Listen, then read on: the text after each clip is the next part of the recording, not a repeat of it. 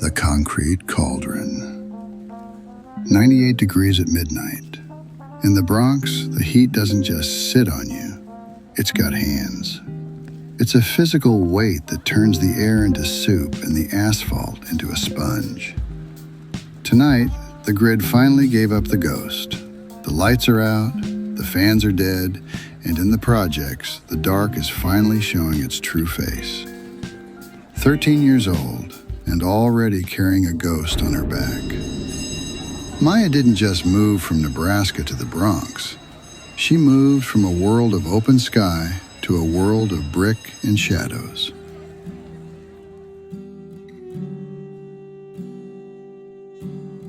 Her father thinks he can outrun the memory of a wife who chose a screen and a stranger over her own blood.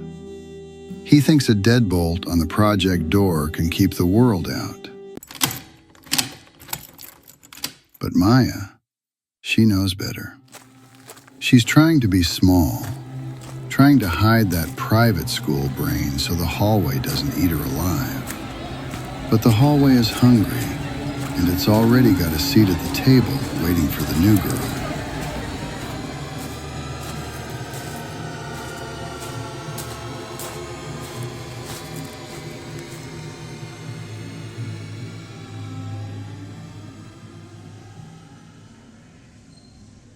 The hallway of the fourth floor felt like the inside of a throat.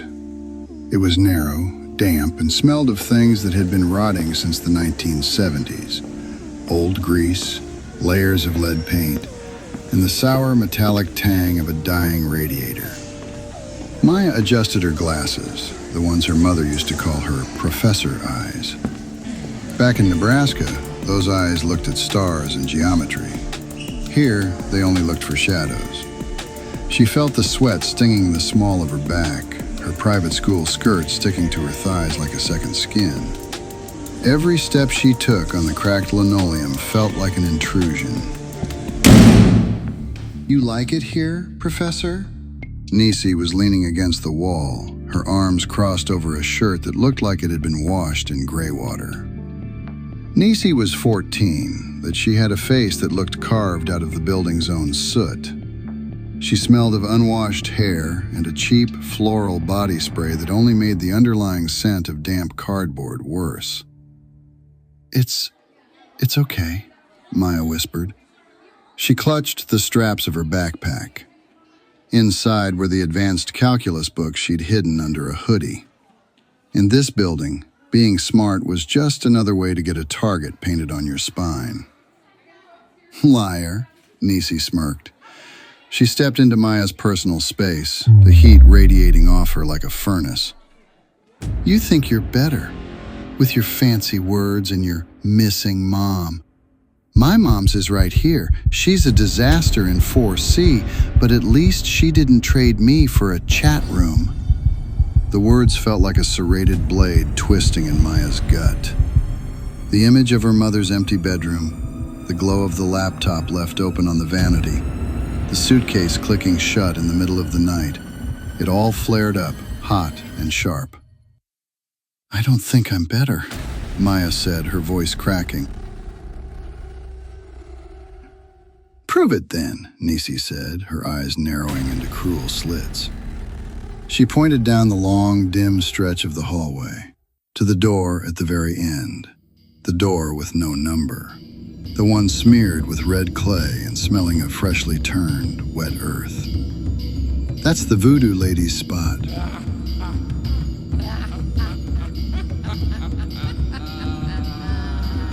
"They say she keeps souls in jars, that she talks to the things in the walls." "Go knock. Show us you aren't just a scared little farm girl who's too good for the block." Maya looked at the door. The flickering fluorescent light above them hummed a low, vibrating note that seemed to rattle the teeth in her head. She thought of her father, sitting in their dark apartment, staring at a wall and waiting for a woman who was never coming back. She felt the weight of being the smart girl, the girl who was supposed to have all the answers but couldn't even keep her own mother at home.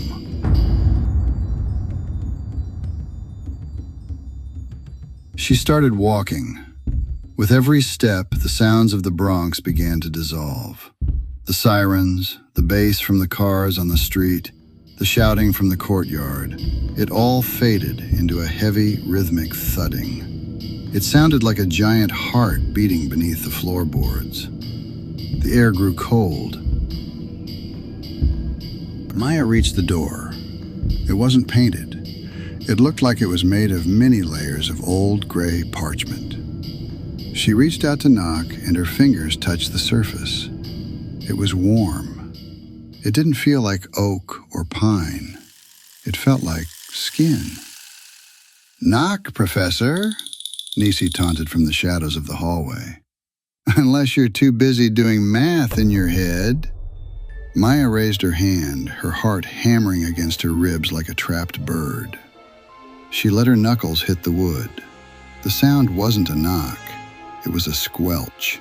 The door didn't swing open on hinges. It unfolded, the gray parchment skin pulling back like a heavy, lidless eye.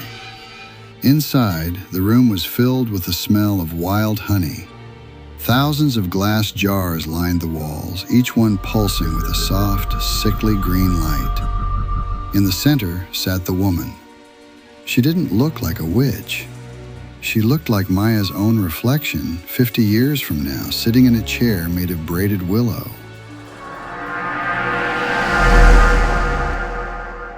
"The smart ones always come eventually," the woman rasped.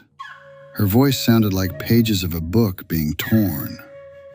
"They think they can solve the dark like an equation. But the dark doesn't want to be solved, Maya. It wants to be fed." Maya thought to herself, "How the fuck does this bitch know my name?" Maya tried to turn, to run back to the safety of the greasy hallway, but the door had already healed shut behind her. The wood flowed together like a closing wound, leaving a smooth, featureless wall.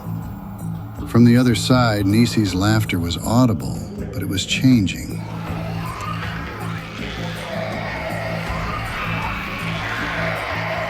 "She wanted to see the show," the woman said, standing up. Her shadow stretched across the ceiling like the branches of a dead tree. "So we'll give her a part to play." Maya looked through a tiny crack in the skin of the wall. Outside, Nisi was no longer leaning, she was sinking. The floorboards were turning into translucent amber wax, pulling Nisi's feet down into the joists. Her fingers were melting into the radiator, her skin bubbling and merging with the rusted iron. Nisi wasn't a girl anymore. She was becoming part of the plumbing, part of the rot. "You have a gift, child," the woman whispered, placing a hand on Maya's shoulder. It felt like cold marble. "But you tried to trade it for a seat at a table that was already decaying. Now, you're going to learn the real history of this building. And Nisi? Well, she's finally going to be useful.